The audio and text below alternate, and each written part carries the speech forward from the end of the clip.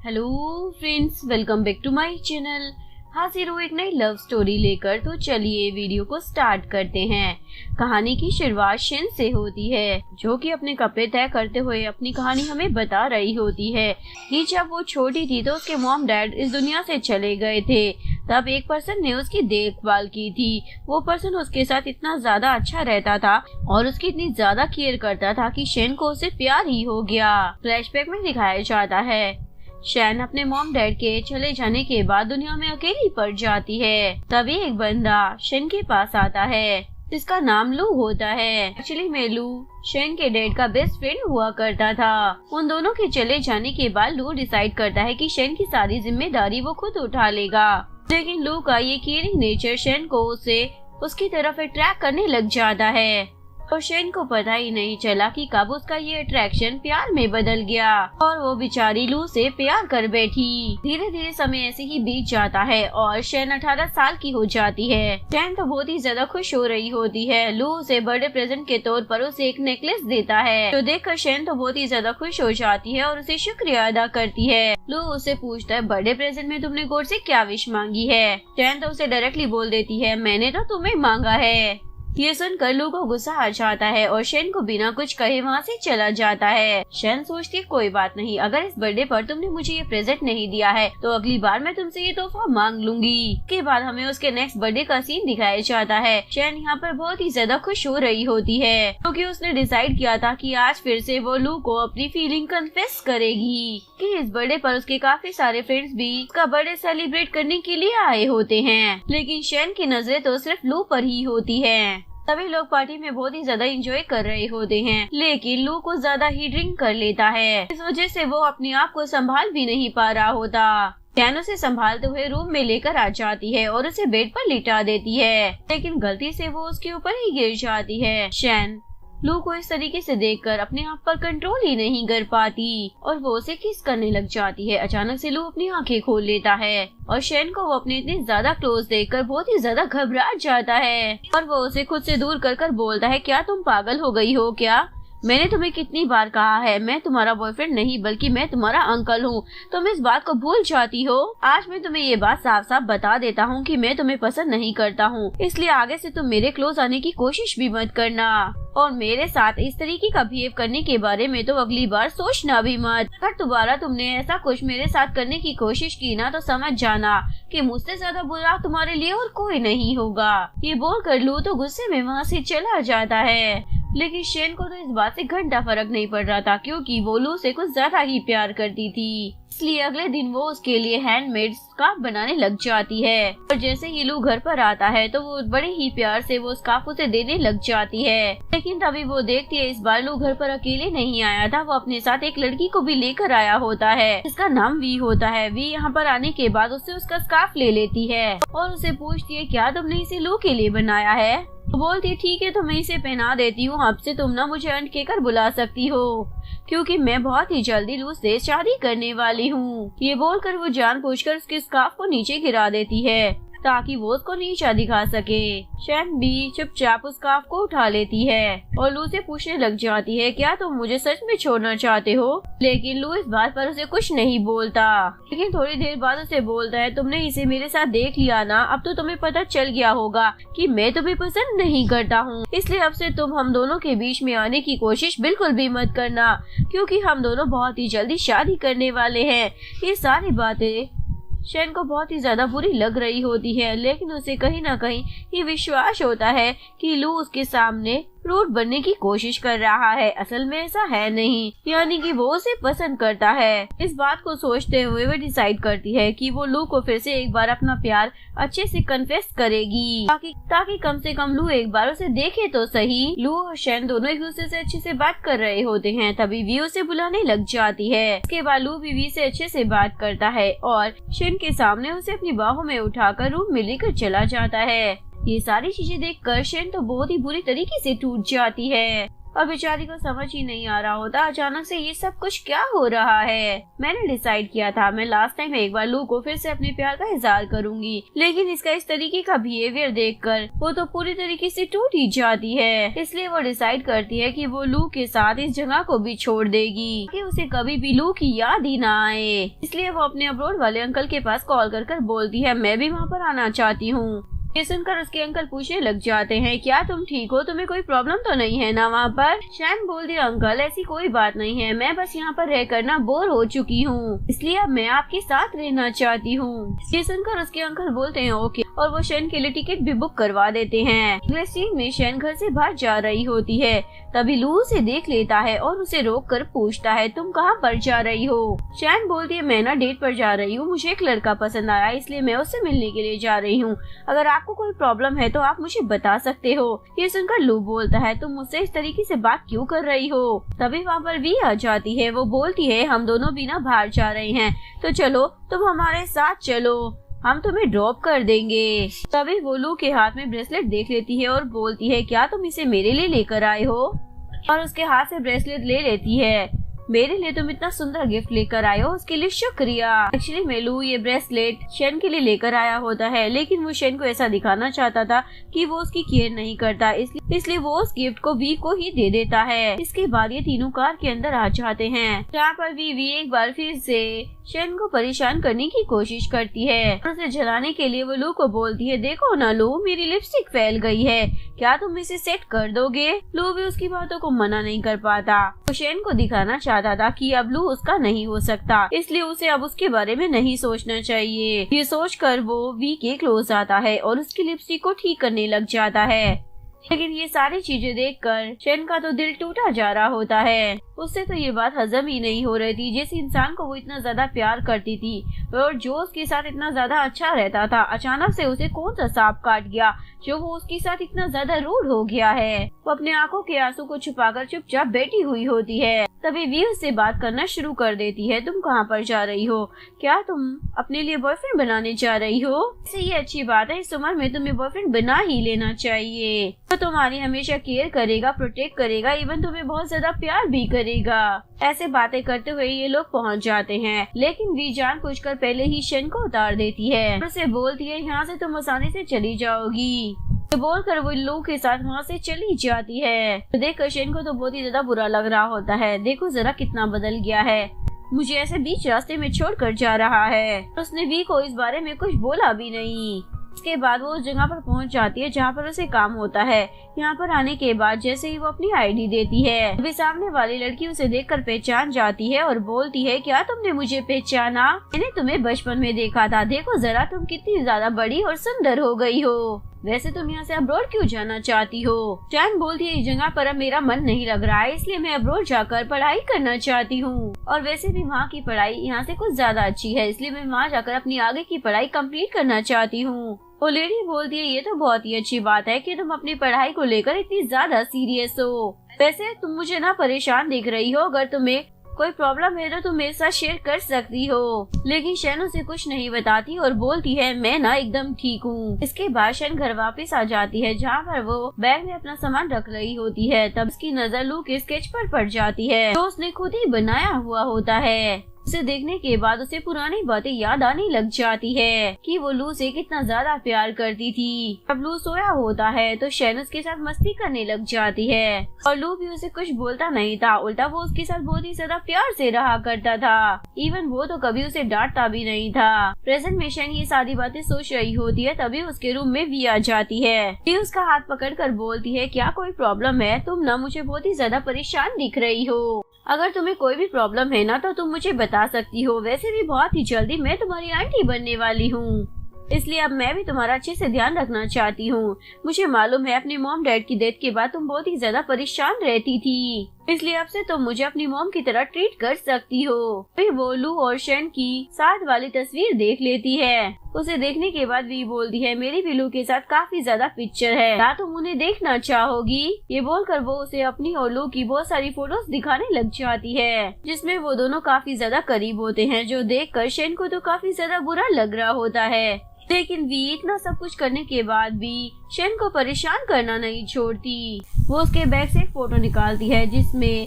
शन अपने पेरेंट्स के साथ होती है। शन के लिए वो फोटो ना बहुत ही ज्यादा खास थी, इसलिए वी जानबूझकर उस फ्रेम को तोड़ देती है। ऐसे दिखाती है जैसे कि उससे गलती से ये टूट गया है। देखकर शन तो बहुत ही ज्यादा सैड हो जाती है और भागते हुए उस पिक्चर के पास आती है और उसमें से वो उस फोटो को निकालने लग जाती है, लेकिन इस चक्कर में उसके हाथ पर चोट लग जाती है और उसके हंगली से ब्लड निकलने लग जाता है। आवाज सुनकर लू कमरे में आ जाता है। अभी वी उसे देख लेती है और जानबूझकर अपने हाथ में भी कट लगा लेती है। वो रूम में आने के बाद शन के पास जाता है और उसकी चोट को देखने लग जाता है, लेकिन जब वो देखता है कि वी को चोट लगी है तो वो शन को छोड़कर वी का ध्यान रखने लग जाता है।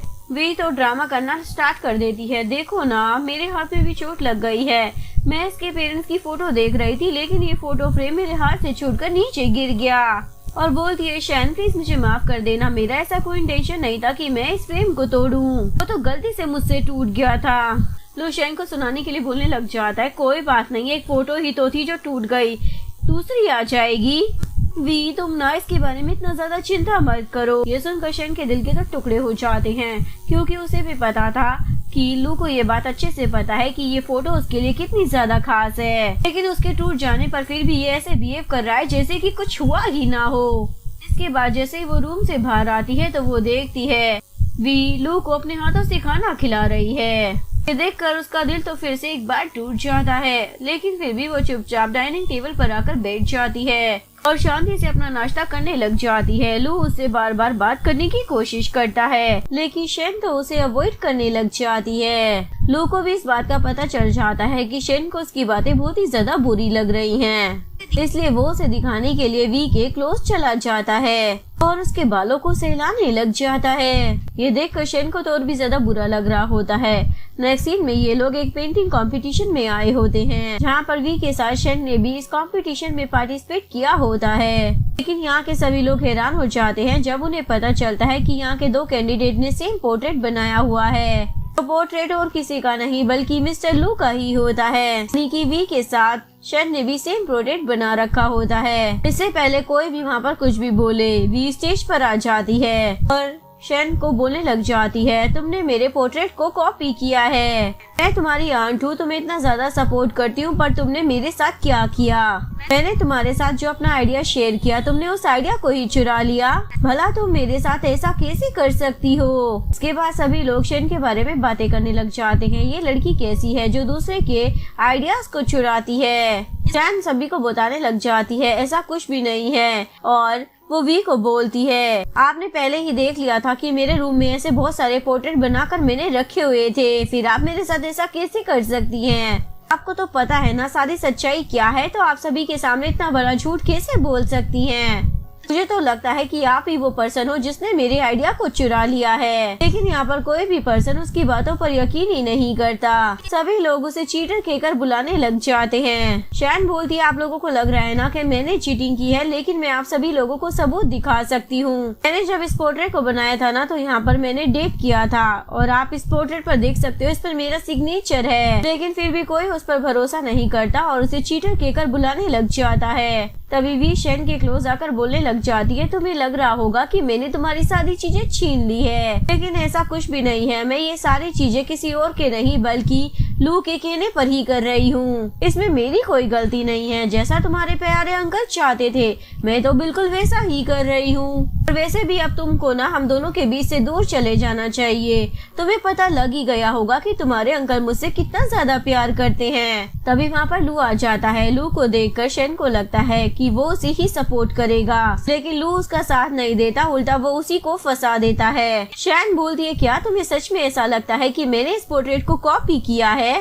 तो बोलता हाँ जो कुछ भी वी ने बताया है ना वो सब कुछ एकदम सच है, इस लड़की ने ही इस पोर्ट्रेट को कॉपी किया है। ये सारी बातें सुनकर शैन तो पूरी तरीके से टूट जाती है और उसे बोलती है तुम ये कैसे बोल सकते हो कि मैंने उस पोर्ट्रेट को कॉपी किया है, मुझे सारी सच्चाई पता है, लेकिन उसके बावजूद भी तुम मुझे सपोर्ट क्यों नहीं कर रहे हो, उल्टा मुझ पर इल्जाम लगा रहे हो। पता नहीं कुछ टाइम से तुम मुझसे इतनी ज्यादा नफरत क्यों कर रहे हो। मुझे तो लग रहा था कि कहीं ना कहीं तुम्हारे दिल में मेरे लिए कोई सॉफ्ट कॉर्नर तो होगा ही, लेकिन आज मुझे पता चल गया है कि मैं तुम्हें लेकर कितनी ज्यादा गलत थी। अब तुम्हें मेरी कदर ही नहीं है तो तुम्हारे साथ रहने का क्या ही फायदा।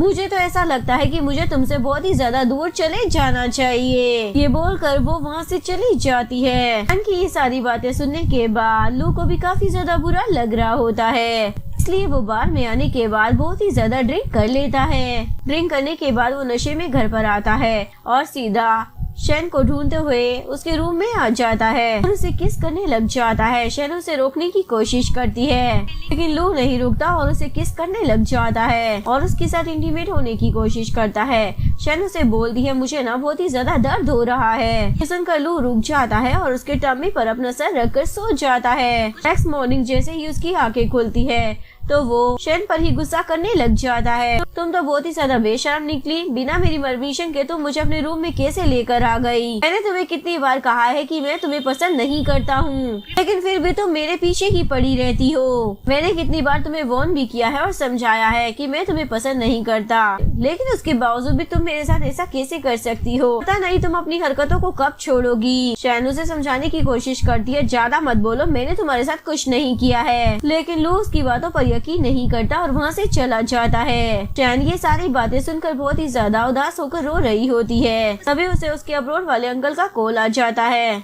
वो उसे पूछते हैं तुम यहाँ पर कब आने वाली हो? शैन बोलती है कल मेरा बर्थडे है, उसके अगले दिन मैं वहाँ पर जरूर आ जाऊंगी। उसकी आवाज सुनकर वो बोलते हैं क्या तुम्हें कोई परेशानी है? तुम्हारी आवाज कुछ अलग सी आ रही है, अगर तुम्हें कोई प्रॉब्लम है तो तुम मुझे बता सकती हो। लेकिन शैन उन्हें कुछ भी नहीं बताती, ऐसी कोई भी बात नहीं है अंकल। इसके बाद वो लू को मैसेज करती है और बोलती है कल मेरा बर्थडे है, इसलिए मैं लास्ट टाइम तुमसे मिलना चाहती हूँ। अगले दिन शैन का बर्थडे होता है, इसलिए वो सारी चीजों को बहुत ही अच्छे से प्रिपेयर कर रही होती है। इसके बाद वो लू का इंतजार कर रही होती है। काफी देर तक वो लू का इंतजार करती है। जब वो नहीं आता तो वो उसके पास कॉल करती है, लेकिन वो कॉल भी रिसीव कर लेती है। शैन उससे लू के बारे में पूछने लग जाती है। वी उसे झूठ बोल देती है, अभी वो शावर ले रहा है। एक्चुअली में लू बहुत ही ज्यादा ड्रंक होता है और उसके पीछे बेड पर ही बैठा होता है। लेकिन वी बोलती है जैसे ही वो शावर लेकर आएगा तो मैं उसे तुम्हारे कॉल के बारे में बता दूंगी। शैन बोलती है ठीक है, लेकिन तुम उसे याद से बता देना कि आज मेरा बर्थडे है और मैं उसका इंतजार कर रही हूँ। शैन पूरी रात उसका इंतजार कर रही होती है, लेकिन जब वो आधी रात होने पर भी नहीं आता तो उसे रियलाइज होता है कि अब उसे ये केक अकेले ही कट कर लेना चाहिए। सोचकर वो पास की बातें याद करने लग जाती है। पहले जब भी उसका बर्थडे आया करता था तो लू उसका बर्थडे बहुत ही ज्यादा अच्छे तरीके से सेलिब्रेट किया करता था, लेकिन जब से वी उसकी जिंदगी में आई है तो उसके पास इतना भी समय नहीं है कि बस वो उसका बर्थडे ही सेलिब्रेट कर ले। और सोचती है जिस लू से मैं प्यार करती थी, जो मेरी इतनी ज्यादा परवाह किया करता था, लगता है अब वो पूरी तरीके से बदल चुका है और वो अब कभी भी उसका नहीं हो पाएगा। इसके बाद वो डिसाइड करती है अब से मैं ना कभी लू का नाम लूंगी और ना ही उसके बारे में सोचूंगी और ना ही मैं कभी उससे मिलने की कोशिश करूंगी। इसके बाद वो उस फोटो फ्रेम को देख रही होती है जिसमें उसके साथ लू होता है और उस पिक्चर को देखते हुए डिसाइड करती है कि वो लू से जुड़ी हुई हर चीज को यहीं पर छोड़कर चली जाएगी ताकि उसे कभी भी उसकी याद ही ना आए। ऐसा सोचते हुए वो उन सारी चीजों को इकट्ठा करती है जिसे लू ने उसे दिया था। वो उन सभी चीजों को लेकर बाहर जा रही होती है, तभी उसकी मेड उसे रोक लेती है और पूछती है आप कहाँ पर जा रही हो मैडम? वो बताती है मैं चाइना छोड़कर ना अब्रोड जा रही हूँ। मेड पूछती है अचानक से आप अब्रोड जाने का डिसीजन क्यों ले रही हो? लेकिन शैन उसे कुछ भी नहीं बताती और सारी चीजों को बाहर डस्टबिन में जाकर फेंक देती है और उसके बाद वो अपना सामान उठाकर वहाँ से चली जाती है। इधर जैसे ही लू को होश आता है तो कल रात के बारे में उसे कुछ भी याद नहीं होता, क्योंकि लास्ट नाइट उसने कुछ ज्यादा ही पी ली होती है। इसलिए जब वो अपना फोन चेक करता है तो वो देखता है कि शैन ने उसे काफी ज्यादा कॉल किए हुए हैं। साथ ही उसे याद आता है कि उसने शैन के बर्थडे को भी मिस कर दिया है। एक्चुअली में लू से पहली बार हुआ था ऐसा, जब वो शैन के साथ उसके बर्थडे पर नहीं था। इस वजह से वो बहुत ही ज्यादा परेशान हो रहा होता है। लेकिन वो देखता है कि उसके कॉल को रिसीव किया गया है तो वो इस बारे में वी से पूछने लग जाता है कल रात शैन ने मुझे कॉल किया था तो तुमने मुझे इस बारे में बताया क्यों नहीं? तुमने उसे मेरे बारे में क्या बोला है? वी बोलती है मैंने उसे कहा कि तुम शावर लेने के लिए अंदर गए हो। ये सुनकर लू को गुस्सा आ जाता है तुमने उसे झूठ क्यों बोला? वी बोलती तो क्या बताती, तुम पीकर यहाँ पर टल्ली पड़े हो। और उस समय तुम्हें ऐसी हालत में उसे बात करने के लिए बोलती।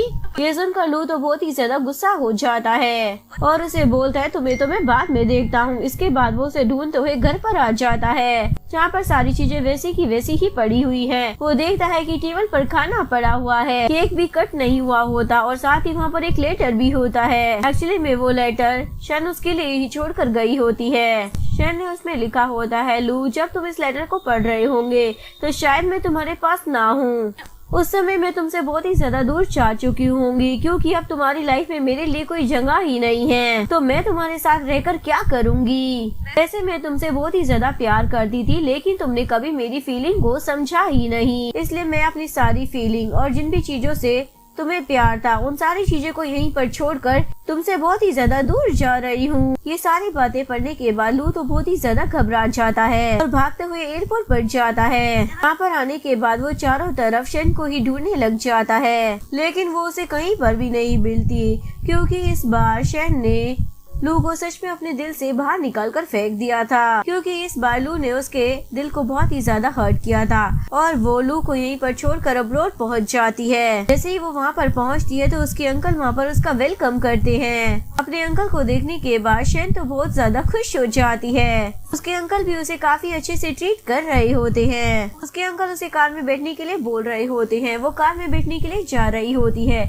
लेकिन उससे पहले शन अपना फोन डस्टबिन में फेंक देती है क्योंकि वो नहीं चाहती थी कि लू अब कभी भी उसे कॉल कर उससे बात करने की कोशिश करे। दूसरी तरफ लू को जब शन नहीं मिलती तो वो सैड होकर घर वापस आ जाता है। जैसे ही वो शन के रूम में आता है तो वहाँ पर उसे मेड मिल जाती है। फिर बताती है जब शन यहाँ से जा रही थी ना तो वो बहुत ही ज्यादा सैड थी। इवन उसने आपकी दी हुई हर चीज को उठाकर डस्टबिन में फेंक दिया क्योंकि वो बहुत ही ज्यादा हर्ट हो चुकी थी।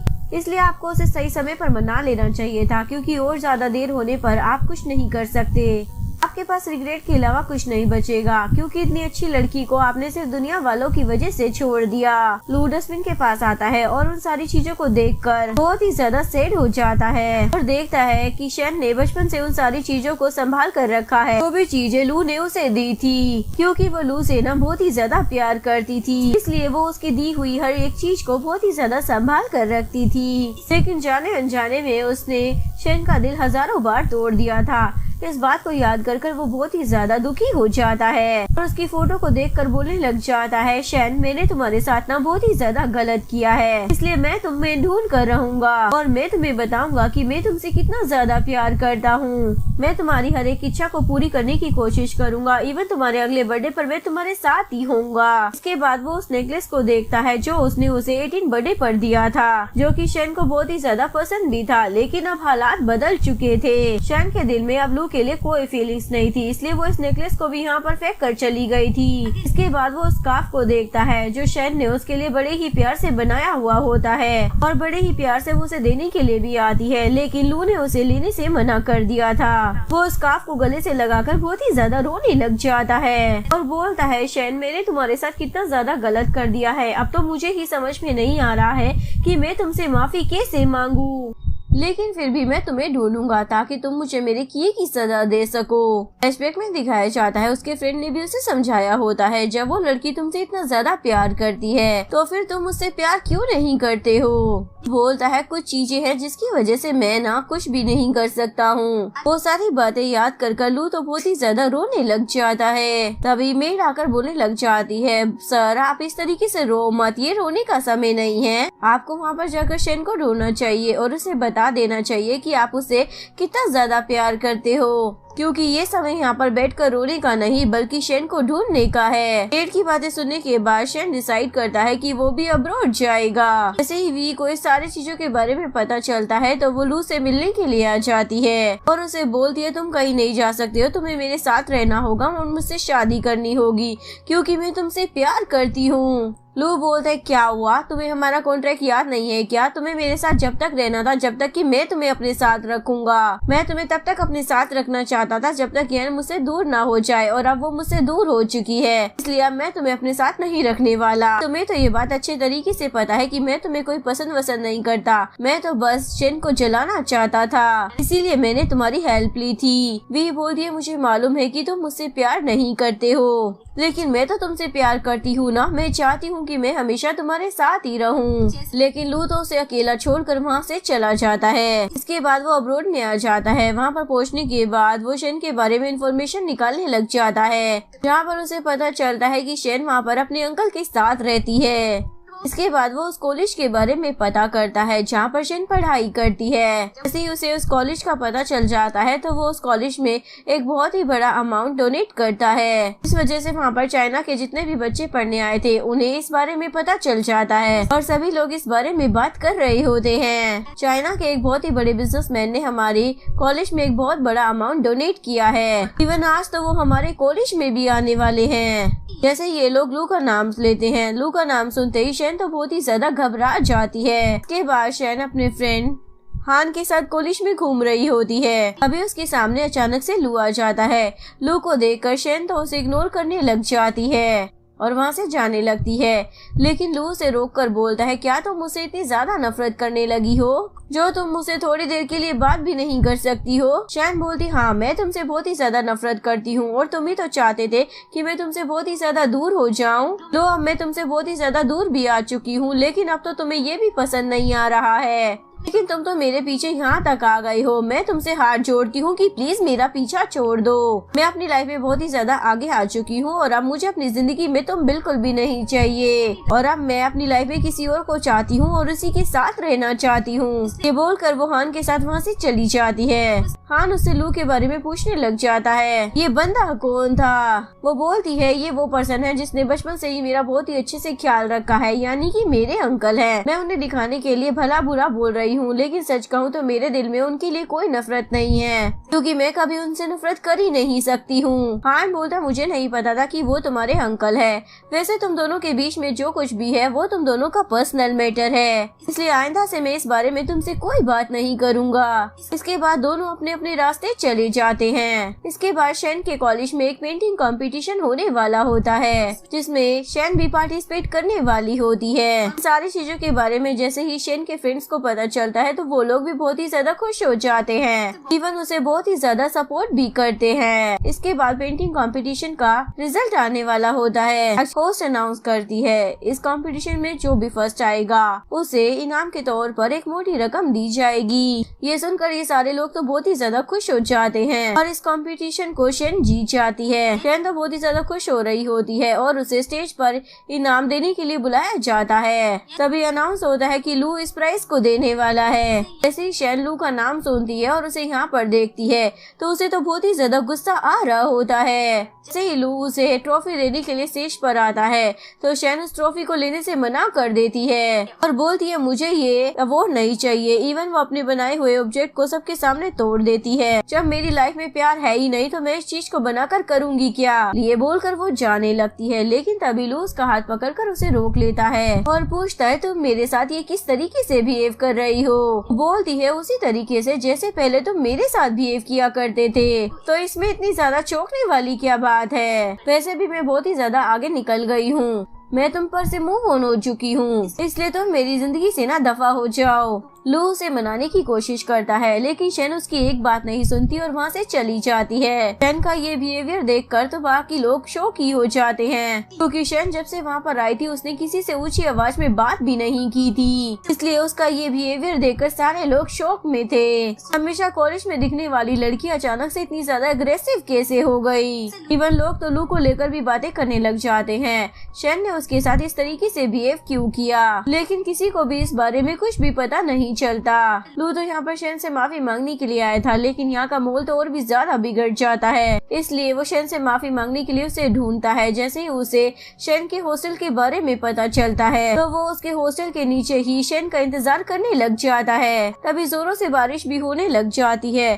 तभी शेन की एक फ्रेंड उसके पास आती है और उसे लू के बारे में बताने लग जाती है। जैसे ही उसे ये बात पता चलती है तो वो वो अपनी विंडो से नीचे झांकती है। यहाँ पर लू उसे ही देख रहा होता है और वो पूरी तरीके से भीग चुका होता है। वो शैन से माफी मांगने के लिए उससे बात करने के लिए नीचे बुला रहा होता है, लेकिन शैन नीचे आने से मना कर देती है। मैं तुम्हारे पास नहीं आना चाहती हूँ। उसके बाद वो अपने रूम में वापस आ जाती है। उसकी दोस्त उसे समझाने की कोशिश करती है, तुम जाकर उससे बात करो ना, लेकिन वो जाने से साफ मना कर देती है। उसे जाकर तुम बोल दो मेरी तरफ से कि मैं उससे मिलना नहीं चाहती हूँ, इसलिए वो चुपचाप यहाँ से दफा हो जाए। शैन की फ्रेंड लू को आकर यही बात बोल देती है, लेकिन लू वहाँ से नहीं जाता। काफी ज्यादा देर हो जाती है, इसलिए शैन को ना चाहते हुए भी उसके पास नीचे आना पड़ता है और लू के पास आकर बोलने लग जाती है, आखिर तुम मुझे इस तरीके से परेशान क्यों कर रहे हो? मैंने तुम्हें पहले ही कहा था कि मैं तुमसे ना मूव ऑन हो चुकी हूँ। अब मैं दोबारा तुम्हारे पास नहीं आने वाली हूँ। तुम्हें ये बात समझ क्यों नहीं आती है? मैं तुम्हें लास्ट बार ही समझा रही हूँ। इस तरीके से तुम अपने साथ मुझे भी बहुत ही ज्यादा परेशान कर रहे हो, इसलिए अच्छा ही रहेगा कि तुम अपने रास्ते निकल जाओ, क्योंकि अब मेरे अंदर तुम्हारे लिए कोई फीलिंग नहीं है।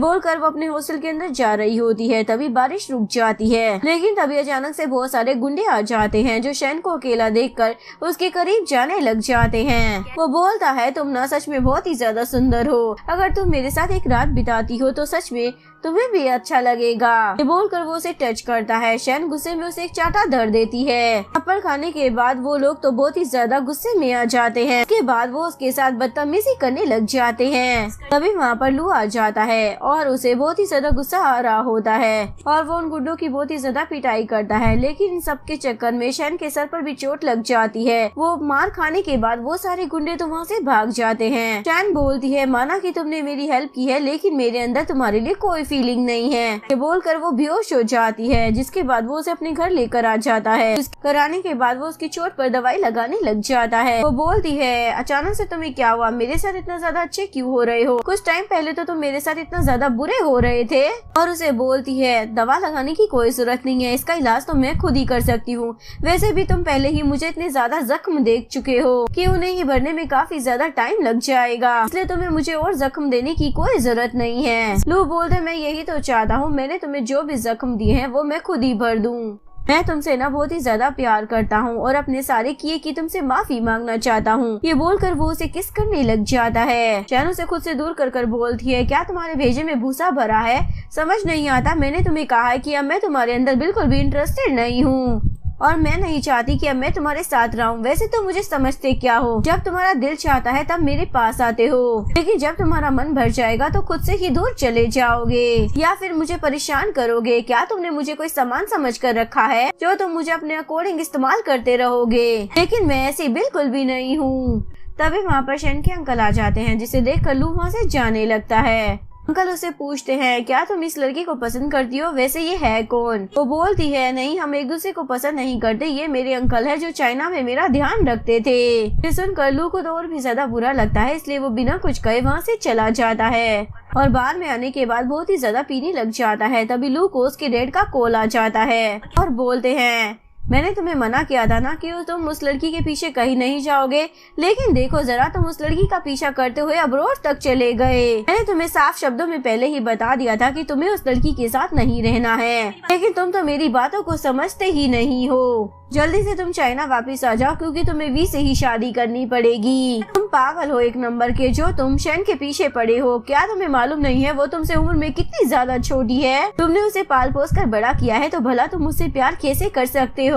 और शादी तो बहुत ही ज्यादा दूर की बात है। क्या तुम्हारा दिमाग खराब हो गया है जो तुम एक छोटी बच्ची से शादी करना चाहते हो? फ्लैशबैक में दिखाया जाता है, जब भी लू शैन की बहुत ही ज्यादा फिक्र करता था या उसके करीब जाने की कोशिश करता था तो उसके डैड उसे बहुत ही ज्यादा पीटा करते थे। प्रेजेंट में डैड बोल रहे होते हैं, देखो बेटा, मैं तुम्हें समझाने की कोशिश कर रहा हूँ। एक तो वो लड़की तुमसे उम्र में बहुत ही ज्यादा छोटी है, ऊपर से वो तुम्हारे फ्रेंड की बेटी है, तो तुम भला उससे प्यार और शादी कैसे कर सकते हो? लेकिन अगर फिर भी तुमने मेरी बात नहीं मानी तो मैं उस लड़की को तुमसे इतना ज्यादा दूर कर दूंगा कि तुम सपनों में भी उससे नहीं मिल पाओगे। एक्चुअली मैं इसी वजह से लू शैन से दूर जाने की कोशिश कर रहा था। जिसके बाद वो बहुत ही ज्यादा ड्रिंक करने लग जाता है, क्योंकि उसे समझ ही नहीं आ रहा था कि वो शेन को कैसे बताए कि उसके डैड नहीं चाहते कि वो उससे शादी करे, और इसीलिए मैं उसकी सेफ्टी के लिए उसे दूर रहने की कोशिश कर रहा था। लेकिन अब वो उसे बहुत ही ज्यादा पसंद करने लगा था, इसलिए अब वो शेन से बिल्कुल भी दूर नहीं रहना चाहता था। उसके बाद वो बहुत ही ज्यादा पी लेता है और उसके बाद वो शेन को कॉल करता है और उसे बोलता है, मुझे मालूम है कि मैंने तुम्हारे साथ ना बहुत ही ज्यादा गलत किया है, इसलिए मैं चाहता हूँ कि लास्ट टाइम तुम मुझसे एक बार जरूर मिल लो। ये सुनकर शेन भी उसे लास्ट टाइम मिलने के लिए हाँ बोल देती है। इसके बाद जैसे ही वो उसे मिलने के लिए जाता है तो वो देखता है यहाँ पर शेन नहीं है, बल्कि वहाँ पर उसके अंकल होते हैं। अंकल उसे बोलते हैं, क्या तुम्हें एक बारी में समझ नहीं आती क्या? उस लड़की ने कितनी बार कहा है कि वो तुम्हें पसंद नहीं करती है, लेकिन उसके बावजूद भी तुम उसका पीछा छोड़ ही नहीं रहे हो। अगर तुम इसी तरीके से मेरी बच्ची को परेशान करते रहोगे तो मुझे तुम्हारे खिलाफ कोई स्ट्रिक्ट एक्शन लेना पड़ेगा, और हो सकता है इस वजह से तुम्हें काफी परेशानी उठानी पड़े। लेकिन लू को उनकी बातों से कोई फर्क नहीं पड़ता, उल्टा बोलता है, मैं उसे बहुत ज्यादा पसंद करता हूँ, इसलिए आपको मेरी बात को समझने की कोशिश करनी चाहिए।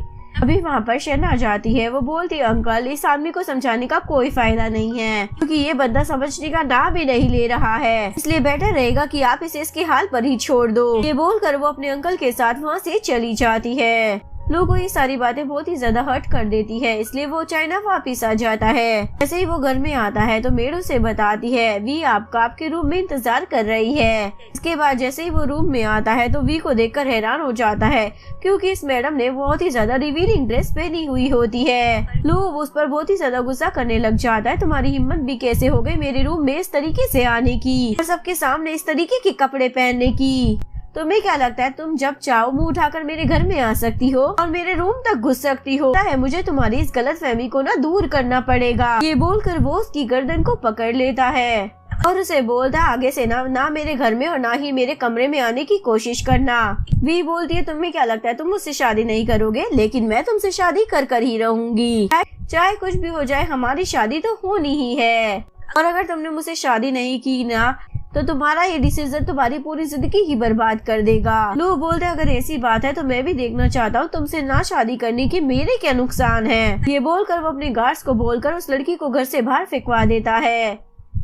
दूसरी तरफ शेन ने अपनी पढ़ाई कंप्लीट करने के बाद ज्वेलरी डिजाइन करना स्टार्ट कर दिया होता है। तो ये काम इतना अच्छा कर रही होती है कि बहुत सारी कंपनियां उसके साथ मिलकर काम भी करना चाह रही थी। इसी वजह से उसे चाइना वापस आना पड़ता है। चैन हान के साथ काम कर रही होती है और एक कंपनी में उसी के साथ आई होती है। लू भी उसी कंपनी में किसी काम से आया हुआ होता है। जैसे ही शेन लू को वहाँ पर देखती है तो शॉक हो जाती है, इवन वो उससे बात भी नहीं करती। वैक्सीन में शेन हान के साथ एक पार्टी में आती है। बहुत ही ज्यादा सुंदर दिख रही होती है, इसलिए सभी लोग उसकी बहुत ही ज्यादा तारीफें कर रहे होते हैं। दिखने में इतनी ज्यादा सुंदर हो, ऊपर से इतनी कम एज में इतनी ज्यादा सक्सेस भी हासिल कर ली है। इधर लू को दिखाया जाता है जो अपना काम कर रहा होता है। अभी उसका असिस्टेंट जो कि उसी पार्टी में गया होता है, वो उन दोनों के साथ में फोटो क्लिक करने के बाद लू को भेज देता है। जैसे ही वो उस फोटो को देखता है तो उसे तो बहुत ही ज्यादा जेलसी हो रही होती है। उसके बाद वो भी तैयार हो जाता है उस पार्टी में जाने के लिए। एक्चुअली में पहले ही उसे इस पार्टी का इनविटेशन मिला था, लेकिन वो वहाँ पर जाता नहीं है।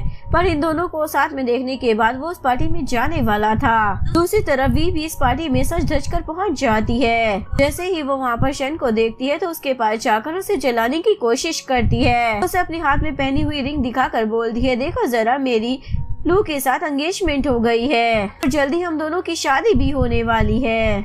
मैं चाहती हूँ कि तुम भी हमारी शादी को जरूर अटेंड करो।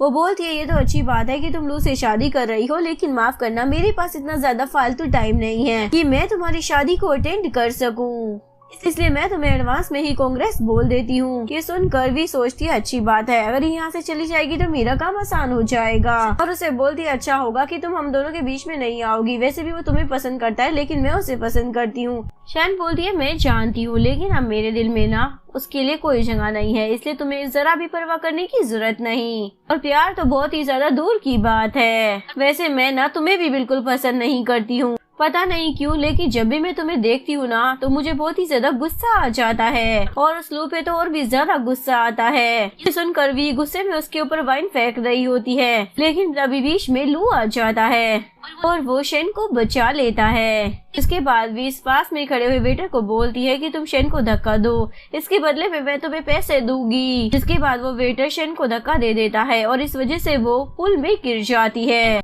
उसे तैरना नहीं आ रहा था, इसलिए वो डूब रही होती है।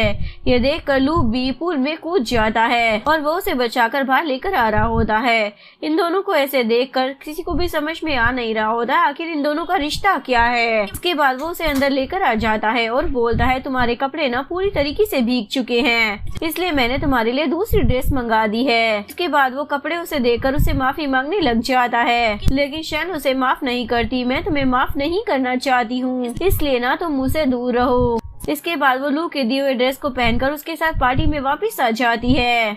उन दोनों को साथ में देखकर सभी लोग बोलने लग जाते हैं शेन सच में बहुत ही ज्यादा सुंदर है, उसके ऊपर तो हर एक ड्रेस बहुत ही ज्यादा अच्छी लगती है।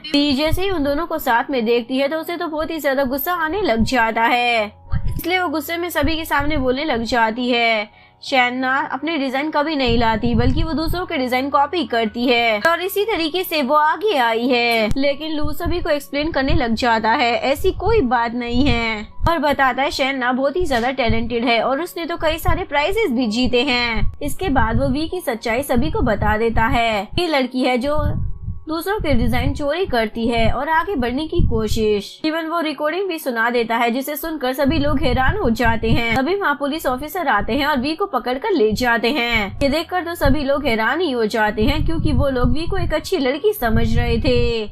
के बाद लू फिर से शेन के पास आता है और अपनी की हुई सारी गलतियों की माफी उससे मांगने लग जाता है। क्या तुम मुझे एक लास्ट चांस नहीं दे सकती?